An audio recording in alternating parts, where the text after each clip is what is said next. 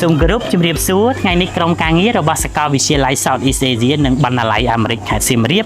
បានចុះមកធ្វើកម្មវិធីមួយគឺ High School Gathering នៅក្នុងវិទ្យាល័យអធិបតីឥឡូវនេះយើងមកជួបជាមួយនឹងបងប្អូនថ្នាក់ទី10កំពុងតែសិក្សាថ្នាក់ទី12នៅក្នុងវិទ្យាល័យអធិបតីបាទចាសូមគោរពជំរាបសួរនាងខ្ញុំឈ្មោះរឿនណារៀងជាសិស្សថ្នាក់ទី12នៃសាលាវិទ្យាល័យអធិបតីជំរាបសួរនាងខ្ញុំឈ្មោះសួងម៉ារីជាសិស្សថ្នាក់ទី12នៃសាលាវិទ្យាល័យអធិបតីបាទយើងពិតជាចង់ដឹងអំពីចំណាប់អារម្មណ៍របស់បងប្អូនទាំងពីរដែលបានចូលរួមនៅក្នុងកម្មវិធី High School Gathering ដែលបានរៀបចំឡើងដោយសាកលវិទ្យាល័យ South East Asia និងបណ្ណាល័យអាមេរិកខេត្តសៀមរាបបាទឥឡូវសារៀមបងប្អូនអាចមានចំណាប់អា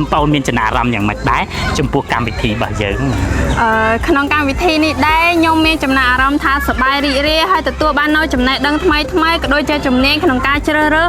យកអ្វីដែលថ្មីសម្រាប់នាងខ្ញុំផ្ទាល់មានអារម្មណ៍ថាកម្មវិធីនេះបានផ្ដល់នូវចំណេះដឹងថ្មីហើយនឹងជំនាញក្នុងការជ្រើសរើសមុខជំនាញផ្សេងបាទជូនបងអូនចំពោះនាងខ្ញុំមានអារម្មណ៍សប្បាយរីករាយនៅពេលដែលក្រុមការងារនៃសាកលវិទ្យាល័យបានចុះមកចែករំលែកនៅបទពិសោធន៍ក៏ដូចជាជំនាញនៅក្នុងសាលាហើយអាចឲ្យខ្ញុំជ្រើសរើសនៅជំនាញដែលខ្ញុំពេញចិត្តដើម្បីយកមកអនុវត្តការងារបាទអរគុណឥឡូវយើងចង់ដឹងមួយទៀតណាចង់ដឹងថាតើសារៀមក៏ដូចជាប្អូនមានអីដែលជាការផ្ដាំផ្ញើទៅកាន់មិត្តភ័ក្តិរបស់យើងបន្តទៀតដែរអូនចាដោយសារតែនាងខ្ញុំសូមផ្ញើទៅដល់មិត្តភ័ក្តិទាំងអស់ថាបើសិនជាយើងពេញចិត្តនៅជំនាញក៏ដូចជាមុខវិជ្ជាណាមួយយើងអាច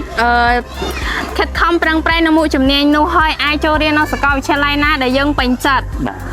អូខេអូនមានអីដែលជាផ្ដាំផ្ញើទេខ្ញុំចង់ផ្ដាំផ្ញើថាបងប្អូនចំនួនក្រោយថាការរើសជំនាញមួយវាពិតជាសំខាន់ណាស់យើងគួរតែជ្រើសរើសជំនាញនោះដោយពេញចិត្តមិនជ្រើសរើសតាមគ្នាហើយធ្វើអ្វីដែលយើងចង់ធ្វើបាទអរគុណច្រើនបាទអរគុណ